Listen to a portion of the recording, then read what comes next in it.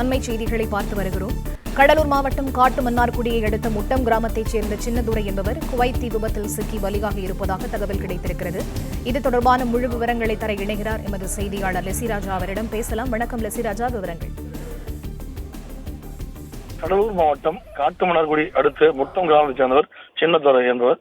இவர் குவைத்தில் 15 வருடமாக வேலை செய்து வருகிறார். இவர் கடந்த 2 மாதங்களுக்கு முன்பு சொந்த ஊரான முட்டத்திற்கு வந்துவிட்டு திரும்பியுள்ளார். இவருக்கு திருமணமாகி ஒரு மனைவி மற்றும் குழந்தைகள் இல்லை என்பது தெரிகிறது.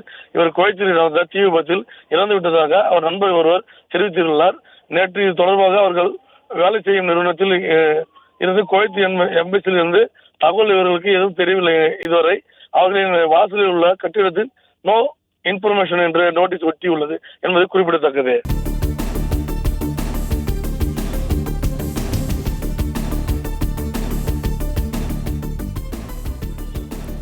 அண்மை செய்திகளை பார்த்து வருகிறோம்.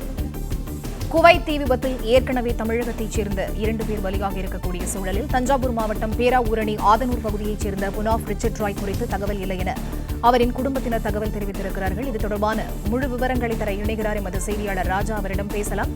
வணக்கம் ராஜா, இது தொடர்பாக அவரின் குடும்பத்தினர் என்ன தெரிவித்திருக்கிறார்கள்? விவரம்.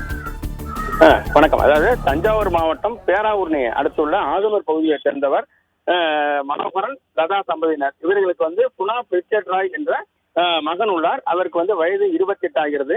இவர் 2019ஆம் ஆண்டு முதல் குவைத் நாட்டில் உள்ள மங்காப் என்ற இடத்தில் NPTC என்ற கட்டுமான கம்பெனியில் குவாலிட்டி ஆய்வாளராக இன்ஸ்பெக்டராக பணியாற்றி வந்துள்ளார்.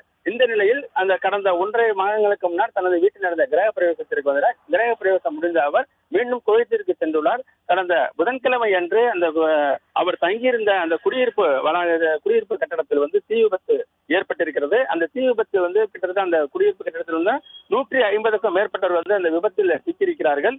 இதுல தமிழ்நாட்டை சேர்ந்த பலர் உயிரிழந்த நிலையில் இந்த புனாஃப் ரிச்சர்ட் ராயருடைய அவரும் அந்த கட்டிடத்தில் தங்கியிருக்கிறார். உடனடியாக இந்த தங்கியுள்ள அவருடைய உறவினர்கள், அவருடைய பெற்றோர்கள் அவரை தொடர்பு கொண்டு அவருடைய செல்போன் எண்ணிற்கு தொடர்பு கொண்ட போது அவருடைய செல்போன் எண் சுவிட்ச் ஆஃப் செய்யப்பட்டிருக்கிறது.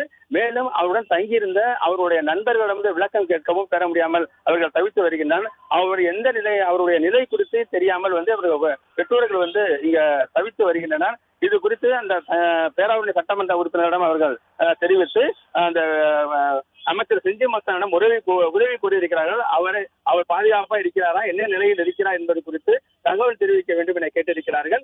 இதனால் அந்த பகுதியில் அந்த அவருடைய குடும்பம் ஒரு சோக நிலையில் இருக்கிறார்கள். அவருடைய நிலை குறித்து புரியாமல் அவர்கள் அந்த குடும்பம் சோகத்தில் இருக்கிறது.